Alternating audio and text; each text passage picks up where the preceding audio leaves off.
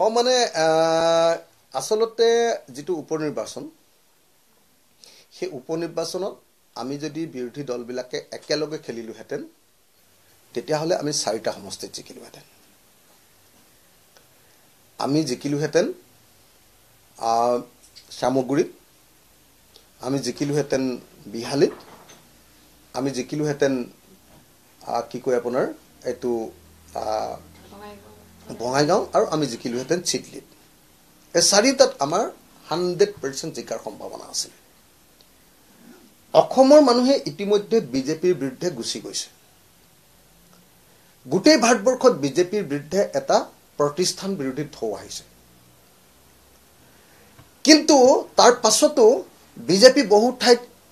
জিকি যায় এই কাৰণে প্ৰতিষ্ঠান বিৰোধী ঢৌ অহাৰ পাছতো যে বিৰোধী পক্ষবিলাকে ঐক্যবদ্ধভাৱে যেতিয়া নিৰ্বাচন নাখেলে যতে বিৰোধী পক্ষই ঐক্যবদ্ধভাৱে নিৰ্বাচন খেলিছে তাতে বিজেপি হাৰিছে আৰু যতে কংগ্ৰেছে অকলে নিৰ্বাচন খেলিছে ততে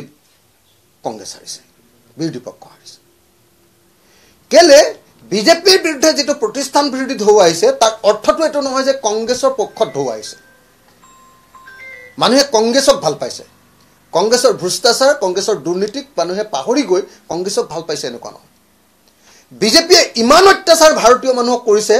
যে ভাৰতীয় মানুহে এতিয়া বিজেপিৰ পৰা পৰিত্ৰাণ বিচাৰিছে কিন্তু যেতিয়া পৰিত্ৰাণ বিচাৰিছে পৰিত্ৰাণ বিচাৰোতে যদি বিকল্প পোৱা নাই বিকল্প কংগ্ৰেছ বুলি ভাবা নাই বিকল্প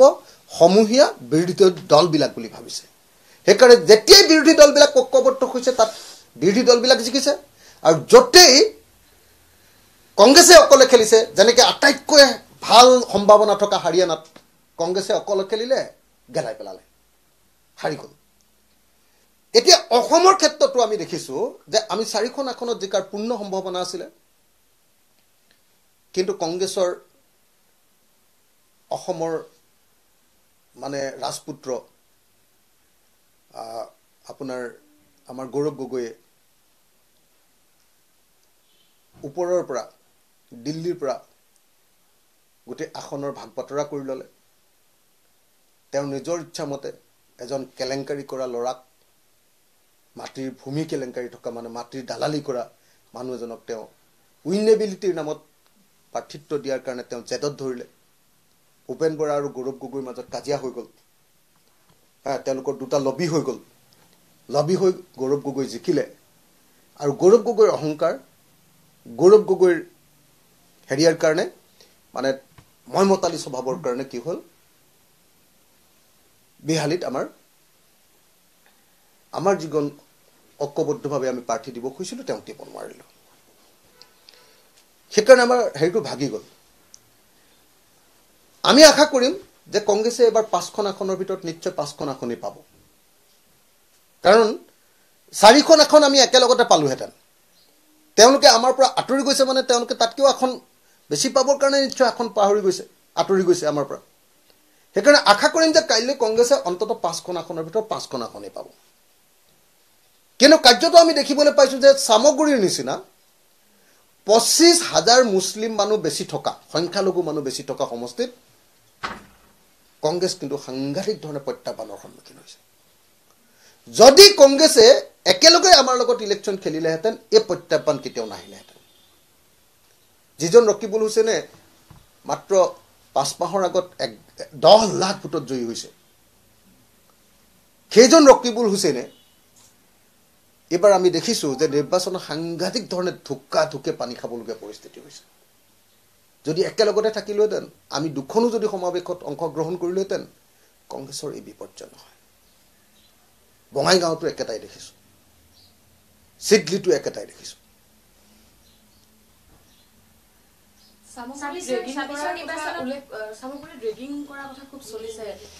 মোৰ বুদ্ধেৰে সামগ্ৰীত 3টা ঘটনা ঘটিছে 1 নম্বৰটো হ'ল সামগ্ৰীত হসাকে ৰিগিং হৈছে সামগ্ৰীত বাহুবল প্ৰদৰ্শন হৈছে সামগ্ৰীত এডমিনিষ্ট্ৰেশ্যন ব্যৱহাৰ কৰিছে সামগ্ৰীত নিৰ্বাচন আয়োগে পক্ষপাতিত্ব লৈছে এটো কথা খাটাং 2 নম্বৰ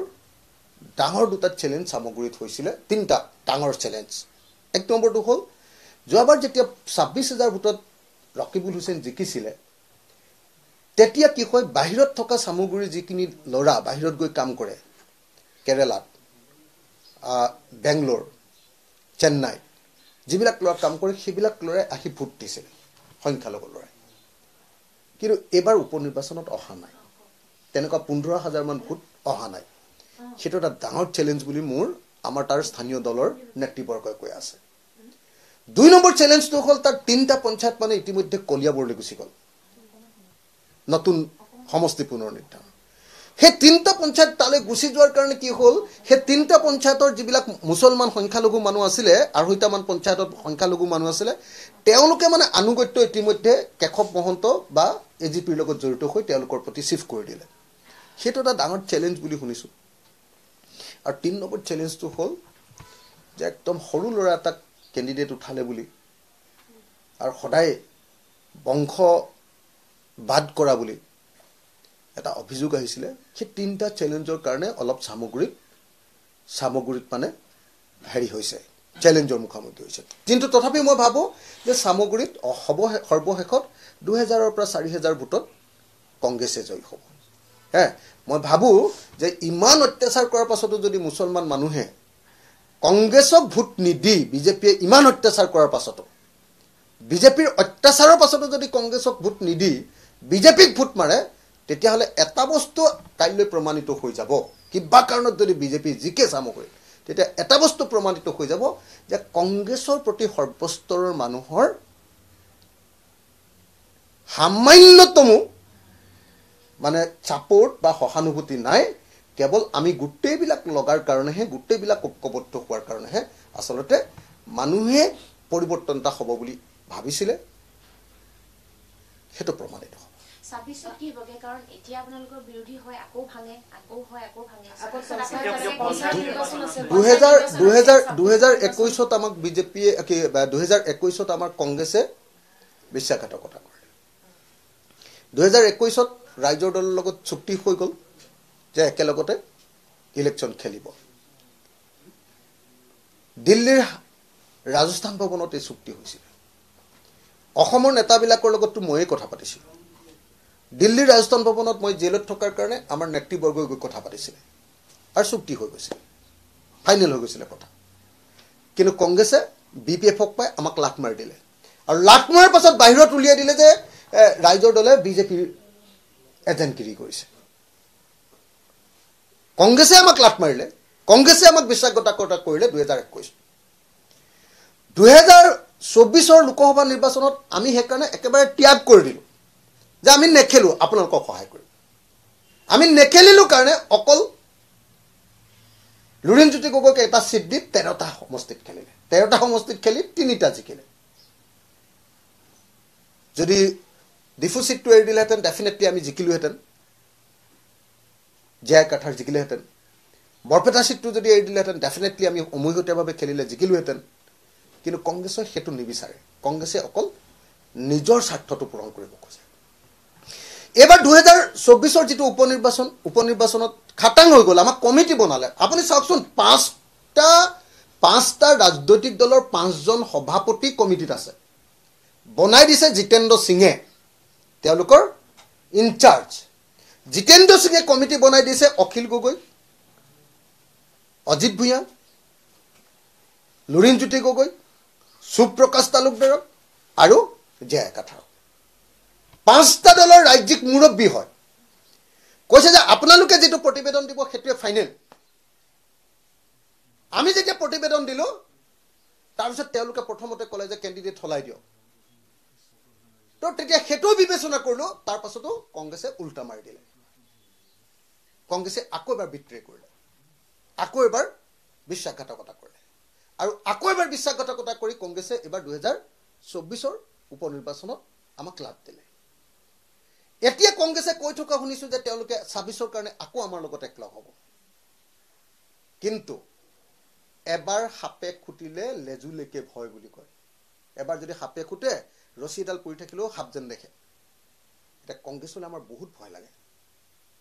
কংগ্ৰেছক আমি ভয় কৰো কংগ্ৰেছে আকৌ বিশ্বাসঘাতকতা কৰিব বুলি আৰু কংগ্ৰেছে বিশ্বাসঘাতকতা কৰি আমাকে বদনাম দিব বুলি আমাৰ সন্দেহ হয় সেইকাৰণে এবাৰ যদি কংগ্ৰেছৰ লগত কথা পাতিবলৈ হয় তেতিয়াহ'লে কংগ্ৰেছে আগতেই ক'ব লাগিব যে তেওঁলোকে 2026 চনত কেইখন আসনত খেলিব আৰু কোন কোন আসনত খেলিব এইবাৰ নিৰ্বাচনৰ শেষলৈ কেতিয়াও ৰৈ নাথাকক এবাৰ সাবক খুটিলে লেজুলেকে ভয় কংগ্ৰেছলৈ এতিয়া আমাৰ বিৰাট ভয় কংগ্ৰেছে আকৌ বিশ্বাসঘাতকতা কৰিব কিন্তু বদনাম কৰিব আকৌ আমাৰে কংগ্ৰেছে বিশ্বাসঘাতকতা কৰে এটো কনফাৰ্ম আমি ভাবো যে আগন্তুক পঞ্চায়ত নিৰ্বাচনত আমি সকলোৱে একেলগতে বিৰোধী পক্ষই কংগ্ৰেছকে ধৰি আমি সকলোৱে একেলগতে নিৰ্বাচন খেলিব লাগে 2026 চনৰ বিধানসভাত আমি সকলোৱে একেলগতে নিৰ্বাচন খেলিব লাগে কিন্তু এবাৰ কংগ্ৰেছৰ চৰ্তত নহব এবাৰ কংগ্ৰেছক মানে আগৰ নিচিনাকে বগা কাগজ খালি কাগজ দি দিয়া নহব খালি চেক দি দিয়া নহব এবাৰ চেকত প্ৰথমতে একদম এমাউন্ট লিখি কাৰ নামত একাউন্ট আছে একদম পুৰা লিখি ল'ব লাগিব কংগ্ৰেছক এবাৰ কোনো পধ্যে খালি চেক দিয়া নহব কংগ্ৰেছ বিশ্বাসঘাতকৰ দল একদম কনফাৰ্ম হ'ব যিকোনো খবৰৰ বাবে যোগাযোগ কৰক 7099017330 অথবা 7099017390 নম্বৰত